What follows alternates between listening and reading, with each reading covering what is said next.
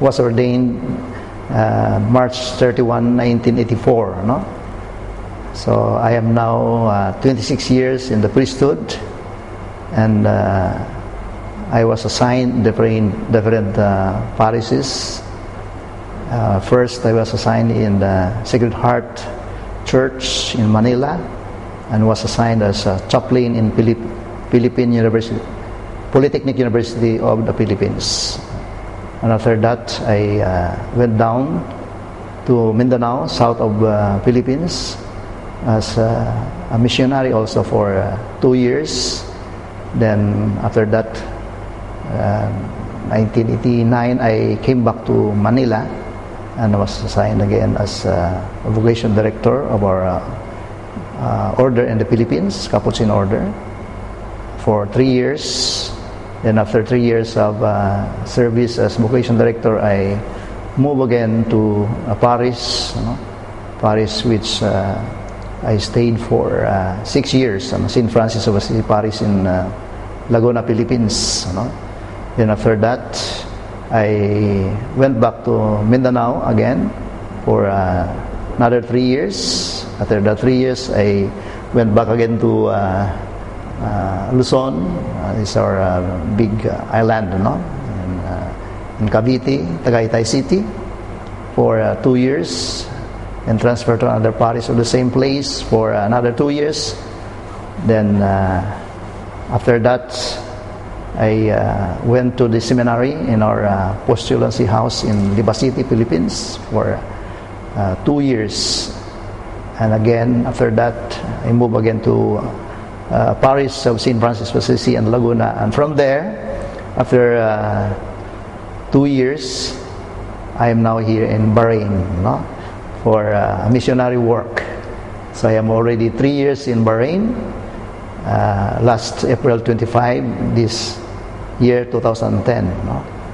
So in my journey as a priest, I find life is very challenging, because priesthood does not excuse you from all trials and crises of life.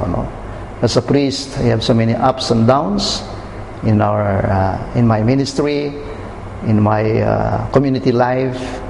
Of course, with a relationship with women, sometimes you're challenged, to really remain faithful to your vocation.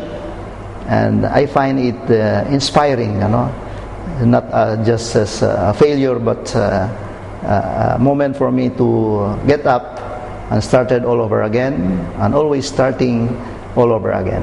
That's the life of the priest. I know God is faithful to me, though I am unfaithful sometimes, but God's grace always work in a mysterious way to keep me in this vocation as a priest. In your long journey, that 26 years of your long journey, which was the most challenging parish or place that you visited in these 26 years? For me, that parish that I encounter so many problems in St. Francis of Assisi Parish in Laguna, Philippines, wherein sometimes as a parish priest, I was a parish priest for 4 years, and it is difficult to deal with many parishioners of different characters, different status, and different interests in life.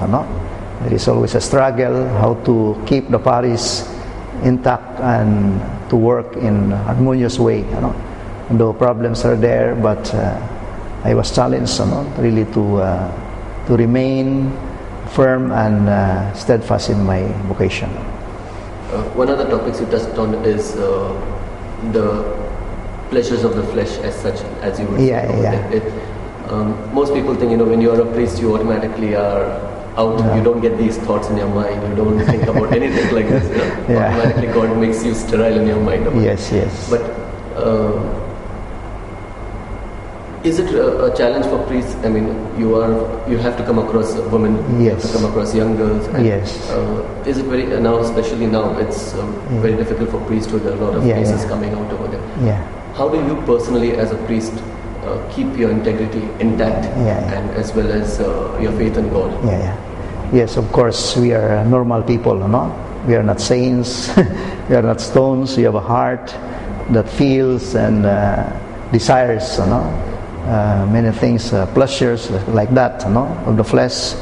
But of course, I always remember that I am called in a special way to be a minister of God, and women sometimes across your way, and sometimes they challenge you, why don't get married, But I told them, I am old now. I have no more chance to put up a new life and a family life. It's really a calling from God, because I know that God has chosen me. I did not choose this vocation, but God has chosen me, so I have to uphold and maintain this integrity.